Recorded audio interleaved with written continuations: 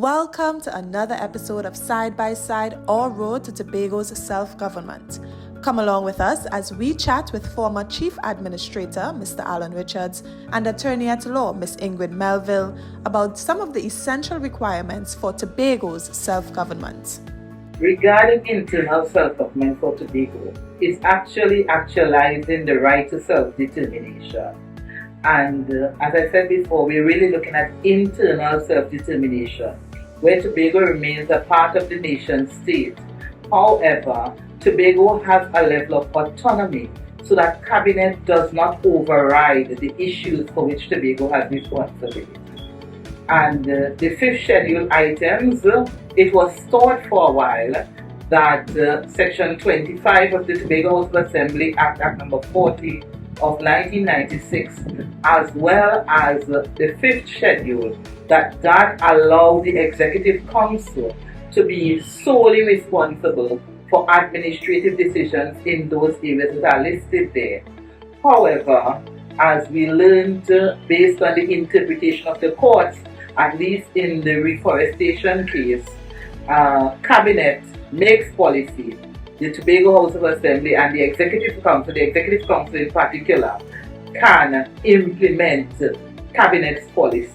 But the actual making of the policy, once Cabinet makes a policy, the Executive Council cannot make a policy that is different, even though the needs of Tobago might vary in that regard. Social welfare is included in the Schedule number 2 of the Tobago Island Government Bill, and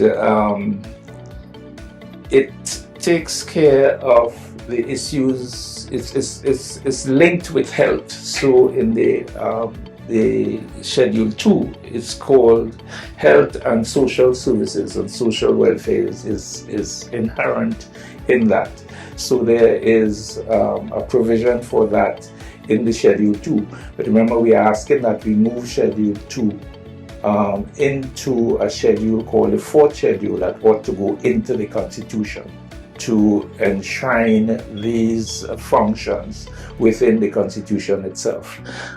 There's no major quarrel with the way it's worded in the Schedule 2, because it's wide enough to give the legislature of the Assembly the authority to make relevant and appropriate laws for the management of these services on the island.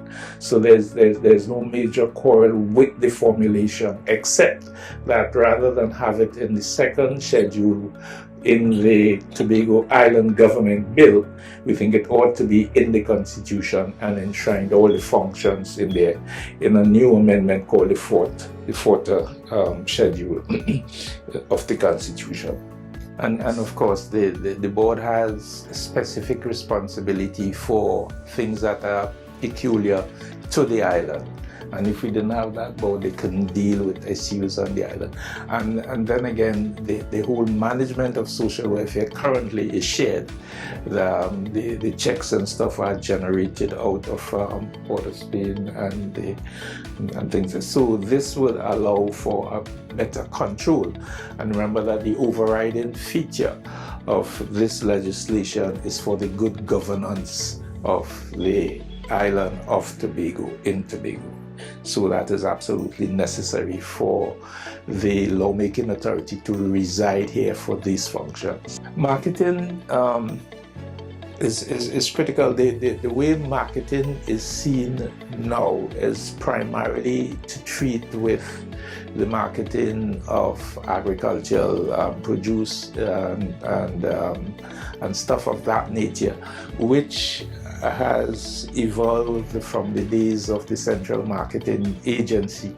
It was intended primarily to take care of farmers' produce It has gone through a number of iterations, at one point attempting to farm out some of the processes that were controlled by the marketing agency. We thought that private sector people would do a better job of that.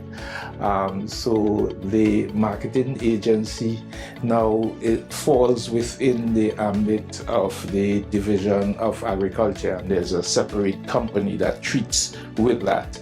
So in terms of this item is also in the second schedule under industry, trade, and all of that. So it perceives marketing as in the broader sense, not merely of collecting of agricultural produce and processing it, but marketing in terms of what would assist in developing the economic strength on the island.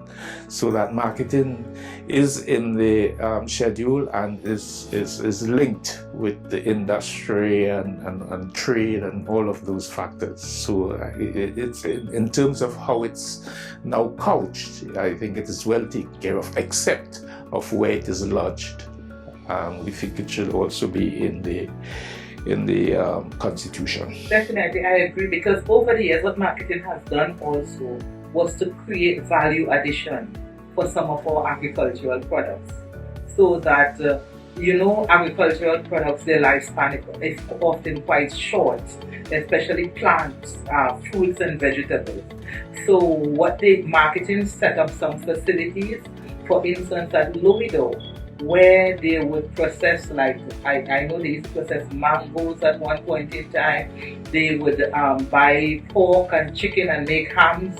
So at Christmas time we have our own locally produced hams. So these are some of the ways in which value addition to the products occurred. And so in addition to providing a ready market for our farmers' products, as Mr. Richard said, it also provided a lift to the economy, because with the sale of the products after value addition, then you would be able to sell them at a higher price, and of course employment was created for a number of people, or is created. As Mr. Richard says, at the moment TADCO is responsible for managing that. So definitely this is an area I think that the Tobago House of Assembly over the years, the Executive Council has done a very good job in the issue of marketing. And so what we need, or what would be preferred, is the guaranteeing of this function within the Constitution, so that there is no arbitrariness in terms of its removal by a simple majority in Parliament. And the last matter for this segment that we will speak about, valuations. Let me start with valuations. At the moment, valuations is a department that is really critical for attorneys in Tobago, because every time you process a deal, it has to go to the valuations department. Unless the person pays for a private valuator, the deal has to go to the valuations department for them to assess whether the purchase price is accurate, so that the government is not deprived of stamp duty. The process right now, you submit your deed at Inland Revenue, it's sent to the valuations department, and then when the valuations officers, they go out and they visit the property, they then send their assessment to Trinidad for ratification, or I don't know if it's approval of the value. So the process does not end here, because the valuations department is linked to the head office in Trinidad. So it takes quite a while for the valuation reports to be ready. And of course, when you purchase property, you want to have your deed in hand as soon as possible. That is a tangible proof that you are now a property owner. So the valuations department in the schedule, as it is now in the schedule on the administrative functions, it needs to be secured so that the Executive Council manages the function, and maybe we can bypass that process of having the verification in Trinidad, and in that way we create higher level employment for more professionals in Tobago who would be able to sign off on the valuation that is being done. So you see, autonomy is not just about the function, but it's also about building the economy and also increasing prospects for professionalism for our population. We have to take a break. Stay with us. We'll be right back.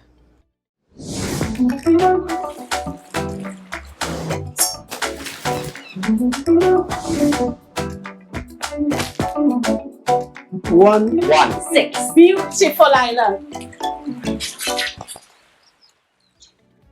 Postal services is one of the functions that came late to the current assembly, but the assembly doesn't have any say in the policy direction. It merely collects the revenue on behalf of the government, because the assembly doesn't collect revenue on its own behalf, so that the postal services would deposit whatever take-ins they get, the fees and posts, to the House of Assembly. But it doesn't. It has no control over or any major say in any of the other decisions, where things are, where it's located, the staffing, any of those, how the mail is distributed throughout the island, what provisions need to be made for specific and special circumstances in Tobago. It doesn't have any control over that. It doesn't have, and because there's no mechanism even for it to be on the current management board or anything of that nature, so that it can give inputs into how it expects and anticipates the provision of postal services on the island. And more than that, given the change in technology, how we can utilize the technology to have more efficient distribution of postal services on the island, that is not within its purview.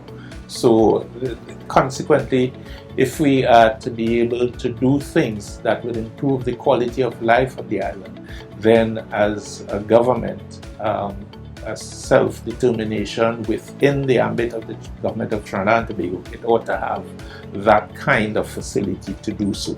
So this is not currently in the area that would allow for legislative attention by the Assembly. It says it's under the administrative element given to the Executive Council in these bills, and that element would only treat with the collection of revenue. No real structural or policy changes can be effected by the Assembly as it now stands.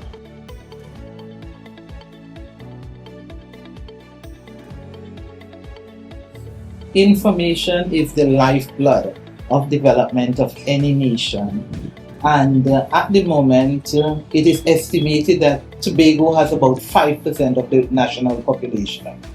With 5% of the population, any data which is collected from Tobago, it will relate to 5%. And so when you are determining policy, as Cabinet is making policy which Tobago has to implement, the policy is made regarding what the majority of the data will predict. So it adds to the challenge of autonomy, because even the data and the data-driven policy might not effectively speak to the needs of Tobago. And that is why it is so critical for that aspect to be decentralized to Tobago. Everyone is speaking about intelligence. And we strive to be an intelligent island, in addition to being clean, green, safe and serene and everything else that is positive.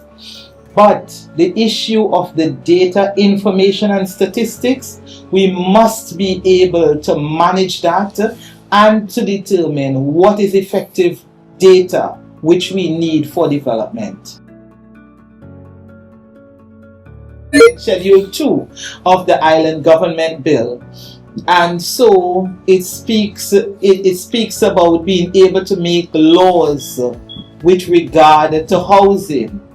However, it is not entrenched in the Constitution. It is in the Island Government Bill, which is subject to change by a simple majority. So therefore, how we determine our human settlement and housing in Tobago is not fully within our hands. Or we would like to see this aspect placed in both schedules, and both schedules should be a part of the Constitution, not just the Island Government Bill. There are some items as we wrap up this segment. There's a catch-all clause that says such other matters as the President may by order assign to the Assembly. And there are some matters that fall within that category that are left out but are critical to Tobago. The matter of the management of labor and quarries and mining. And as you know, quarries is a critical element of the division of infrastructure, quarries and stuff. So, and we have lots of quarries around the island. One of the major quarry in the country, the Postal quarry, in terms of providing hard metal. The management of that would certainly be a fillip to the industry if it's within the structure of the legislature. And recent issues that have surfaced where the quarry has been unable to do certain things in terms of exporting material because it hasn't been getting the legislative and regulatory authority to do so, like exporting some material.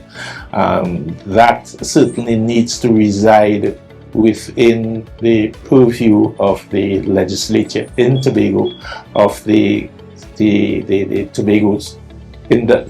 Tobago Island government, so that it can manage its own resources and the resources that will assist in developing the economy of the island and consequently and ultimately in the nation of Trinidad and Tobago. That brings us to the end of this episode. We hope to see you again next week for Side by Side, Our Road to Tobago's Self-Government.